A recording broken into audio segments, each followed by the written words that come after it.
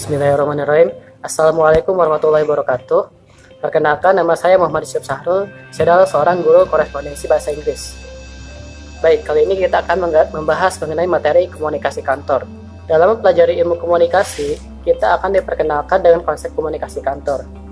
Konsep komunikasi kantor diperlukan karena setiap aktivitas dalam kantor harus menyadari bahwa salah satu kunci penting untuk mencapai tujuan tergantung pada kemampuan pegawai dan pimpinan atau manajer untuk berkomunikasi secara efektif dengan stakeholders yang lain.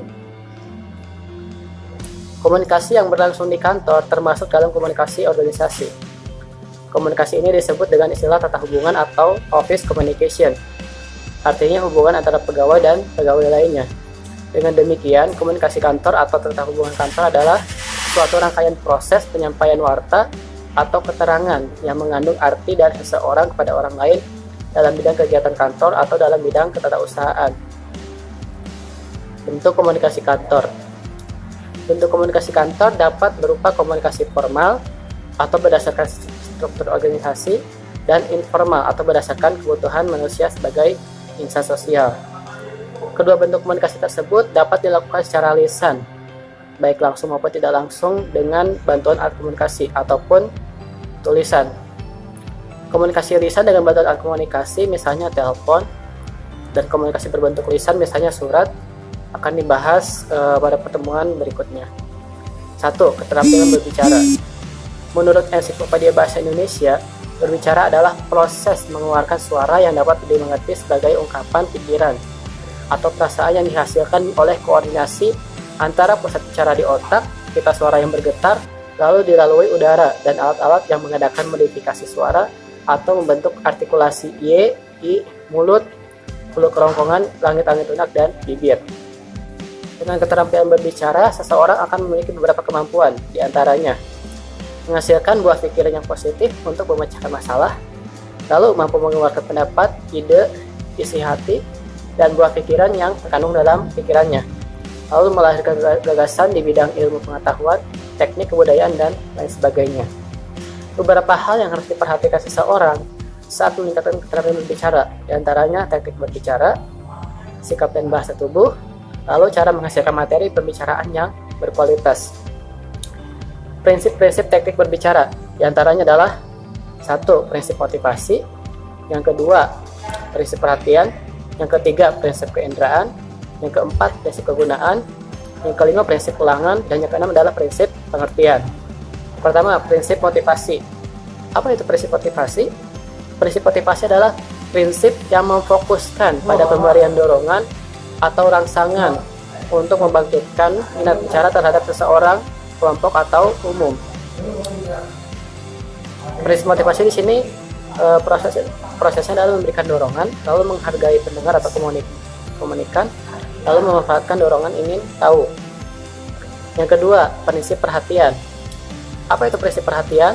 Prinsip perhatian adalah prinsip yang bertujuan untuk menarik perhatian lawan bicara. Maksudnya, seseorang komunikator atau pembicara harus berusaha agar pesan yang ia sampaikan dapat menarik perhatian pendengar atau komunikan.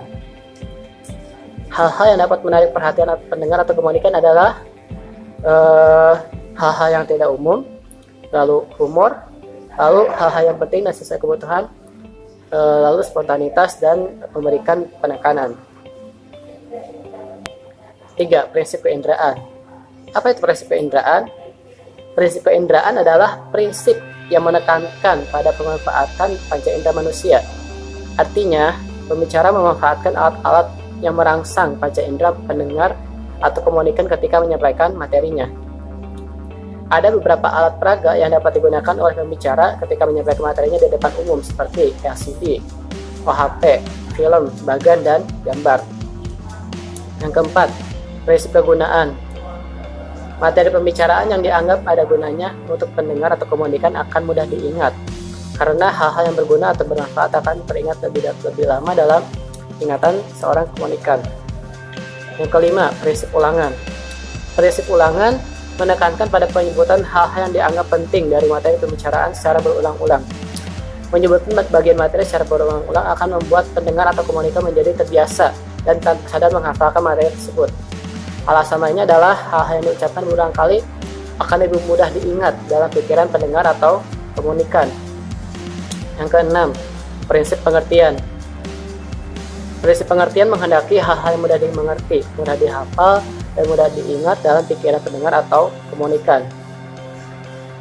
Agar materi pembicaraan mudah dimengerti oleh pendengar atau komunikan, maka seseorang pembicara harus memperhatikan hal-hal sebagai berikut. Pertama, sebelum menjelaskan materi pembicaraan, uraikan terlebih dahulu sistematika yang akan dibahas. Yang kedua, uraikan materi pembicaraan secara sistematis dan logis. Artinya tidak menyimpang dari pokok bahasan dan sesuai aturan pembahasannya atau logis. Yang ketiga, membuat ungkapan-ungkapan yang konkret. Ungkapan-ungkapan yang konkret dapat dilakukan dengan beberapa cara, diantaranya: 1. Memberikan contoh-contoh. Yang kedua, memberikan perbandingan. Yang ketiga, memberikan ilustrasi atau gambaran. Yang keempat, memberikan hal-hal yang berlawanan.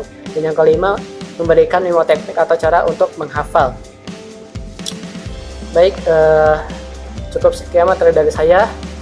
Jika ada yang salah mohon dimaafkan. Kita akan bahas lagi materi berikutnya di pertemuan berikutnya.